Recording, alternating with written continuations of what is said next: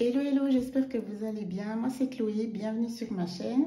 J'avais vraiment envie de faire cette vidéo, déjà pour vous souhaiter une belle et heureuse nouvelle année, que tous vos projets, quels qu'ils soient, se réalisent. Restez positifs, c'est de ça que je veux parler dans cette vidéo. C'était aussi pour partager tout ce que je vous disais il y a quelques mois, puis pour vous montrer que c'est possible. Il y a beaucoup de choses à faire, mais la meilleure chose, c'est de rester tenace, de garder confiance en soi et de voir ensuite que ça apporte ses fruits. J'espère que vous êtes à nouveau, pour celles qui débutent ou celles qui ont commencé, puis même s'il y a eu des moments difficiles en 2023, mais que vous ne lâchez rien, puis que cette vidéo va vous dire, ah oui, en fait, c'est vrai, j'ai eu des coups de mou, j'ai peut-être pas atteint tous mes objectifs, je vais les remettre en place, et puis même si je ne les ai pas atteints, le fait de les penser, de les écrire, de vouloir en fait mettre en place des choses, dites-vous que vous êtes déjà sur la bonne voie. Alors, si vous vous en souvenez, sinon je fais un petit récap, je vous avais justement expliqué qu'il me fallait absolument que je trouve des solutions et puis que je mette à nouveau le nez dans mes dépenses, mais c'était surtout lié aux charges fixes, assurance maladie, abonnement téléphonique, loyer, enfin vraiment les gros blocs qui sont évidemment les plus complexes à changer, puis qui demandent aussi beaucoup d'énergie. Donc, je vous avais dit un petit peu ce que je pouvais faire le plus vite, parce que comme on dit, on est souvent, puis c'est logique, bloqué par les contrats. Je vous expliquerai, il y a un abonnement que je n'ai pas pu encore changer, mais je sais que je pourrais le faire maintenant cette fin d'année, parce que j'avais justement un contrat qui me bloque. Donc, ce que j'ai pu faire entre février et mars de l'année 2023 et du coup cette fin d'année, puis que j'ai pu voir les résultats, c'est surtout ça qui m'emballe, parce qu'on en parle, on fait les demandes de résiliation, etc.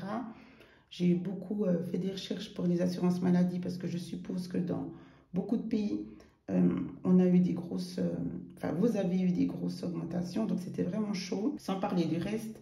Bref, il y a tout qui augmente, les abonnements de train, tout augmente. Donc, c'était vraiment assez stressant, mais surtout, il faut prendre le temps de faire sur les sites de comparaison, de regarder, de ne pas partir pour partir, parce qu'après, il faut vraiment que vous regardiez ce que votre contrat vous apporte. Et parfois, partir pour 10 francs de moins, mais vous êtes moins assuré, c'est quand même prendre un risque.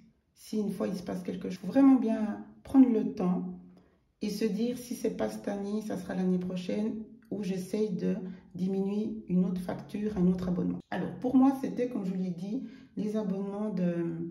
D'abord, j'avais pour mon loyer, j'ai pu réduire parce que je louais une place de parc qui n'était plus du tout utile et c'était quand même une grosse somme, c'était 100 francs, donc j'ai fait la résiliation. Donc déjà, ça, j'ai eu un bel impact.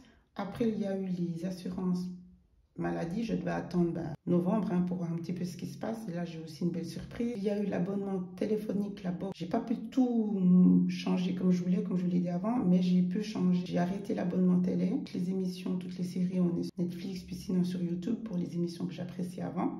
Donc, j'ai eu une belle surprise. Et qu'est-ce que j'ai changé encore? Et l'assurance maladie, oui, je l'ai dit. Et ça a été une belle surprise aussi. En sachant qu'il y a des hausses, mais en changeant des petites choses, j'ai pu avoir une belle économie.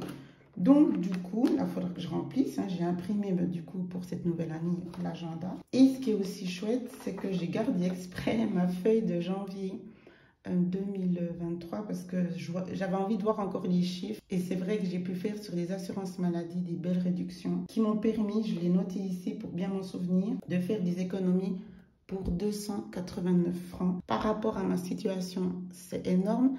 Puis surtout, ce dont je suis fière, c'est que c'était toutes des petites sommes. C'est 20 francs par-ci, 30 francs par-là, 40 francs par-ci. Et c'est vrai qu'au début, vous pouvez peut-être vous dire, oui, bon, 20 francs. Non, dites-vous vraiment, il faut que je puisse trouver sur chaque poste, dans la mesure du possible par rapport au contrat, évidemment, de quoi réduire.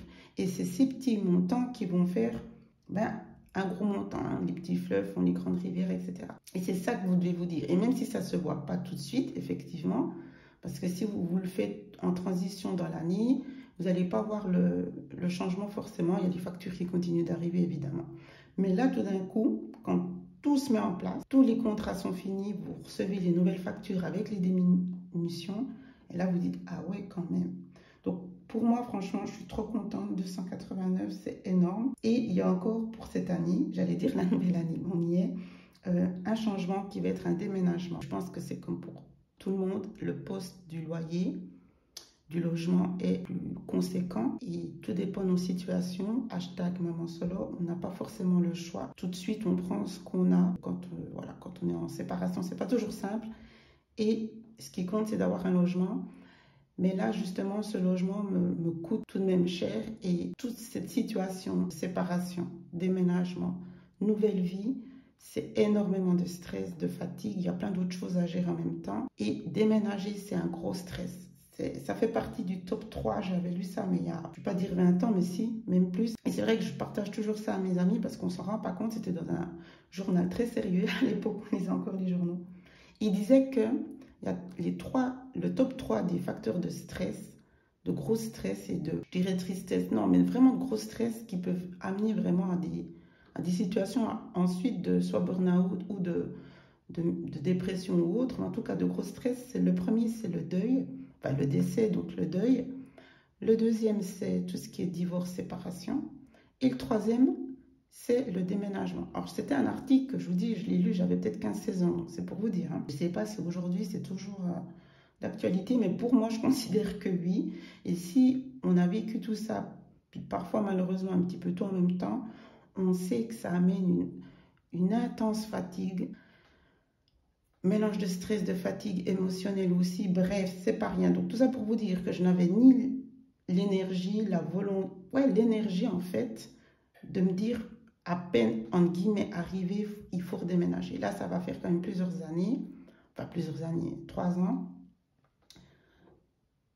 Et du coup, je me suis dit, cette fois-ci, aussi au niveau du budget, tout simplement, mais là, je me suis dit, voilà, en fait, ça serait tellement plus simple si on prenait quelque chose évidemment de moins cher. Après, il faut trouver, chercher, trouver. Après, on ne sait pas si le dossier va passer, etc. Donc ça, c'est fait pour cette année.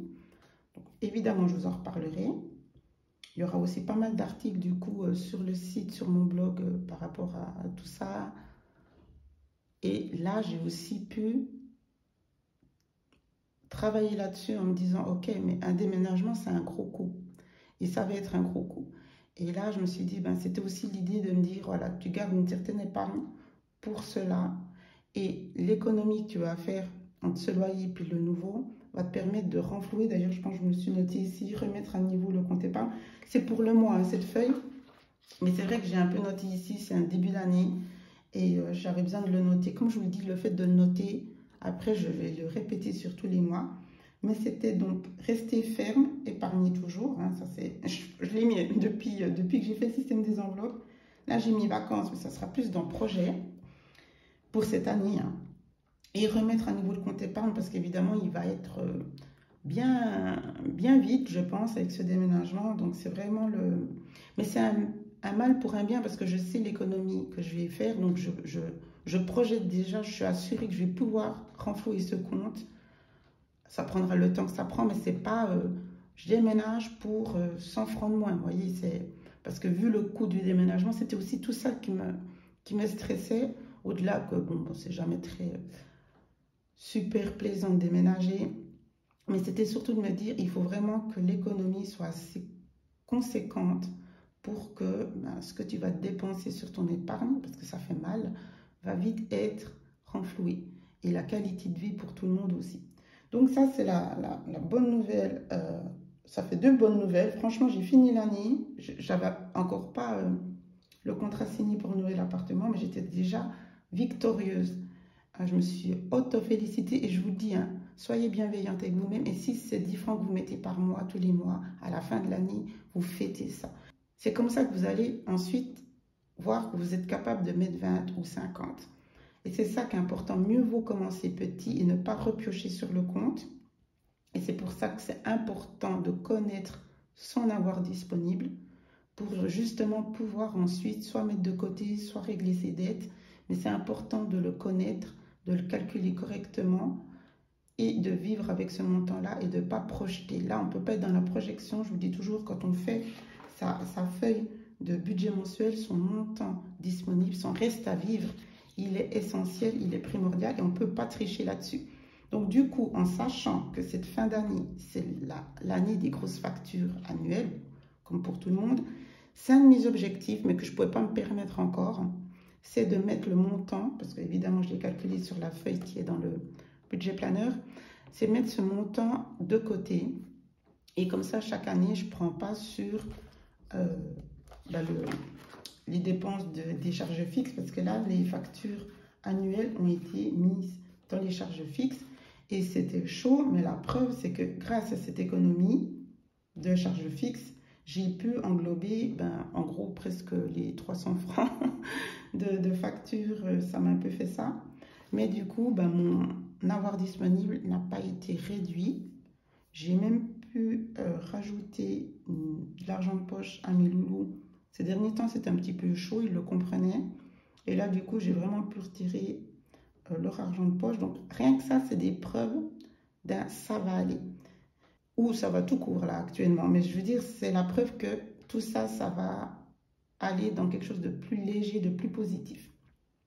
Donc, je vous le répète, mettez en place des petits objectifs, changement d'abonnement de téléphone, regardez pour changer des assurances, pensez si telle et telle habitude de vie est vraiment indispensable, si vous ne pouvez pas modifier certaines choses, parce que 30 francs plus 20 francs sur un autre poste, plus allez, 50 francs sur un autre, voyez, vous avez déjà fait vos 100 francs. Et sur l'année, c'est énorme comme économie. Donc, c'est vraiment quelque chose que vous devez vous mettre en tête. Et comme je vous le dis aussi, ne vous comparez pas. C'est-à-dire que pour certaines, c'est peut-être pas un gros montant, mais c'est votre vie à vous, c'est vos factures à vous. Donc, en fait, vous devez toujours vous challenger et la comparaison, elle est faite avec vous. Mais vous voyez, j'ai gardé la feuille de l'année passée pour vraiment que je puisse voir toutes ces économies que j'ai faites. Et c'est ça qui me rend fière et qui me dit, voilà, t'as rien lâché, ça a pris du temps, ça se fait pas comme ça. Ah oui, je veux changer tel et tel abonnement ou je veux changer tac, et puis tout de suite, le mois d'après, on voit le résultat. En tout cas, pour moi, non, il a fallu toute cette année à partir de mars, avril où je vous en ai parlé, parce que je souhaitais faire les choses, mais évidemment, il faut attendre la fin des contrats. Et puis pour l'histoire du téléphone, ça sera fin de cette année, on verra les offres, mais je veux vraiment changer d'opérateur. Là, j'étais coincée parce que j'avais fait, comment dire ça, pour mon iPhone il y a 2 ans, j'avais payé par mensualité, donc du coup, j'étais bloquée. Donc, je dois attendre vraiment 2024. Et ça aussi, le fait de ne plus payer par mensualité, même si je reste chez le même opérateur parce qu'ils me font une belle offre, ils n'aiment pas qu'on parte. Donc, voilà. Mais j'aurai de toute façon les 20 francs de moins et puis que je ne vais pas changer de téléphone. Ça, c'est des choses typiquement que je ne me permets plus. Donc, je sais déjà que j'aurai une économie de 20 francs. Mais là, je verrai vraiment si je peux avoir un opérateur 50% de moins de ce que j'ai maintenant. Et là, vous voyez, ça fera à nouveau les 20 francs plus à payer, peut-être encore une économie de 50 francs. On sera à nouveau sur une belle somme que je pourrais rajouter à ce montant-là. Plus après la différence du loyer. Donc voilà, plein de choses qui font plaisir et promettent un ça va aller. Et surtout aussi, parce que pour moi c'est important, j'en fais peut-être de temps en temps, je me dis, soit plus dans le lâcher prise avec le compte épargne, mais voilà, on est comme on est. Et moi, c'est vrai que c'est quelque chose qui me rassure et que je vous conseille vraiment. Je vous ai fait une vidéo sur comment devenir riche et l'importance justement de faire ce fonds de secours. Et je pense qu'il faut le faire, même si ça vous prend beaucoup de temps. Il ne faut rien lâcher sur cet objectif-là. Si vous n'en avez pas un, il faut que ça soit un objectif. Mais je vous laisserai regarder la vidéo. Il ne doit pas être au détriment de votre situation actuelle. Tout se pense avec bienveillance et réalité. Que ce soit les projets, que ce soit votre situation actuelle, il faut vraiment être dans le réel, être pragmatique et rationnel. Tout ne peut pas arriver aussi vite. Puis parfois, oui, il faut être patient. Il faut encore attendre 1 an pour voir les choses se déclencher. Mais dites-vous que pendant cette année-là, essayez de changer des petites façons de vivre. Et dites-vous que ce projet, il faut pendant cette année, vous pouvez encore rien faire, mais quand même être dans une attitude d'épargne, dans une attitude de suivi de vos dépenses. Pas vous dire, oui, je verrai ça l'année prochaine quand je sais que j'aurai moins de charges fixes. Mettez-vous déjà en action mentalement, parce que comme ça, vous verrez déjà à la fin de l'année que vous avez déjà eu une meilleure attitude, une meilleure façon de gérer votre budget. Et puis, je je voulais aussi tout simplement vous remercier pour votre fidélité. Ça fait vraiment chaud au cœur. que ce soit sur YouTube ou sur mon site. Je vois vraiment que vous êtes active, que mes articles vous parlent. Sur mon site, j'arrive plus à parler de sujets variés, mais qui au final se regroupent sur une qualité de vie, le fait d'entreprendre, de planifier, d'organiser son quotidien, son budget. Et c'est ce que j'espère, à travers mes articles, vous donner une sérénité, une tranquillité d'esprit, et puis surtout, réussir vos objectifs. Déjà, oser les avoir, c'est déjà un premier pas de victoire. Oser se dire, je mérite, j'ai envie de partir là, j'ai envie de faire ci, j'ai envie de me faire un compte épargne, j'ai envie de... Vous le méritez et c'est possible grâce à tous ces outils que je vous mets en place et aussi à cette idée de confiance en vous, d'estime de vous et de reprendre le contrôle de votre vie sur tous les aspects sans comparaison, sans vous mettre des « ah mais c'est trop compliqué, ah non mais moi j'ai pas le... » Il faut vraiment être dans quelque chose de bienveillant et de positif et de vous accrocher à vos valeurs, si c'est votre foi, si c'est voilà, plein de choses. C'est important de rester ancré parce que c'est comme ça que vous allez voir les résultats puis que vous allez pouvoir rester tenace, debout, même pendant les moments difficiles. Pour ma part, c'est vraiment ma foi qui me tient. Et ensuite, c'est aussi tout l'entourage. Je vous en ai parlé, l'entourage sain, pour vraiment se sentir soutenu dans les bons comme dans les mauvais moments. Et c'est comme ça que vous allez vraiment pouvoir fleurir et vous allez pouvoir voir tous vos souhaits, vos projets, vos rêves se faire au fil du temps. Je le répète, tout n'arrive pas comme ça. Parfois, c'est au bout d'1 an, 2 ans que tout se débloque. Et si vous avez mis ça en prière, vous allez vous dire, bah oui, c'était pas pour rien. Notre temps n'est pas son temps. Et c'est comme ça qu'on comprend qu'en fait, les choses arrivent quand ils considèrent qu'elles doivent arriver. Mais pendant ce temps-là, on doit toujours travailler, rester active et rester droite et ne rien lâcher. Voilà, alors encore une toute belle, heureuse année. Je vous souhaite vraiment le meilleur. Je vous dis à tout bientôt. Prenez soin de vous. Ciao, ciao.